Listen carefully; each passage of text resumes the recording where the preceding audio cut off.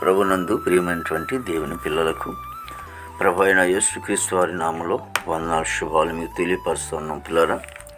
మరి గడిచిన దినమంతా కూడా ప్రభు తన కృపా వాత్సల్యంలో భద్రపరుచుకుని క్షేమమును ఆరోగ్యమును ఆశీర్వదించి నూతన దినాన్ని ప్రభు మనకు అనుగ్రహించారండి. ఈ 2025వ సంవత్సరం 12వ నెల 14వ దినాన్ని ప్రభు మనకు అనుగ్రహించి మరి ఈరోజు దేవుని వాక్యం, సువార్త వలననే మీరు రక్షణ పొందిన వారే ఉందిరి. కొరింథీ రాసిన మొదటి ఉత్తరము 15వ అధ్యాయం 2వ వచనం అండి.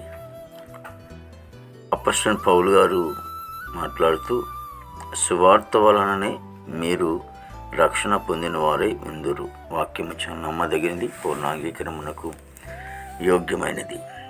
మరి సువార్త వలనే, మరి సువార్త అనగా మంచి వార్త. ఏంటి మంచి వార్త అంటే మరి యేసుక్రీస్తు ప్రభువారు సర్వ మానవులందరి కొరకు పరలోకం నుండి భూలోకానికి వచ్చింది. మరి ఆయన వచ్చాడని లేఖనం సెలవిస్తోంది. ఎందుకంటే ఆయన పాపను రక్షించడానికి క్రీస్తు ఈ లోకానికి వచ్చాడని మరి లేఖనం సెలవిస్తోంది. కాబట్టి ప్రజలందరికీ కలగబో మహా సంతోషకరమైనటువంటి శుభార్తమానము అని కూడా తెలియపరుస్తోంది. కానీ యేసుప్రభు ఈ లోకంలో రావటం వల్ల ఏంటి ప్రయోజనం అంటే, సర్వమానవులో ఉన్నటువంటి పాపాలన్నీ కూడా ఆయన కడిగేవాడు, తుడిచేవాడు, ప్రజలందరినీ కూడా విమోచించేవాడు. ఆయన దగ్గరికి ఎందరైతే వస్తారో వారందరూ కూడా దేవుని కుమారులు, కుమార్తెలుగా అంగీకరింపబడతారని లేఖనం సెలవిస్తోంది. కాబట్టి యేసుక్రీస్తు ప్రభువారు మరి సువార్త వలన ఎవరైతే రక్షణ పొందుకుంటారో వారికి చాలా ఆశీర్వాదకరం, దీవెనకరం. ఆ ఆశీర్వాదం ఏంటంటే నిత్య జీవం. ప్రార్థన చేసుకుందాం. మహాపరిశుద్ధుడ, ప్రేమగల తండ్రి, కృపయేసునికి స్తోత్రాలు స్తుతులు చెల్లిస్తున్నాం ప్రభు. గొప్ప దేవుని వందనాలు. జీవాధిపతిని తండ్రికి స్తోత్రాలు తండ్రి. ప్రతి కుటుంబాన్ని కూడా మీరు ఆశ్రయించి దీవించమని ప్రార్థించడానికి స్తోత్రాలైన దేవానికి స్తుతి స్తోత్రాలు ప్రభు. గొప్ప దేవునికి వందనాలు తండ్రి. మా భారతదేశాన్ని మీరు ఆశ్రయించి దీవించినైనా దేవా తండ్రి ప్రభు, నాయకులు, అధికారులు అందరికీ మంచి ఆరుగులు నింపండి. నేను ఇగో తన సరిహద్దులో సైనికులు మంచి వంతు నింపండి. ఆర్మీ బృందానికి అంతటి కూడా మంచి ఆరుతో నింపండి.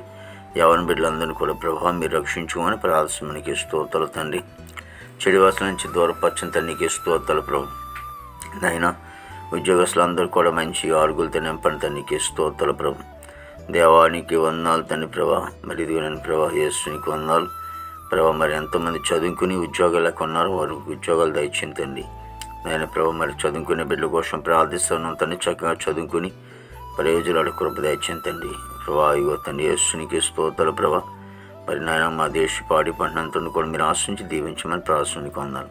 హాస్పిటల్ రోజు స్వస్థపరచని, జైలు ఉన్న బిడ్డలు విడుదలతో, కోర్టు గొడవలు, కేసు గొడవలను కూడా కొట్టివేసి దేవానికి వందనాలు తండ్రి ప్రభా. రక్షణ లేని వారు రక్షణ దయచేయండి. మారు మనసు లేని వారు మారు మనసు దయచేయండి ప్రభా. గృహం లేని వారు గృహం దయచేయండి తండ్రి. వివాహం లేని బిడ్డలకి వివాహం దయచేయండి.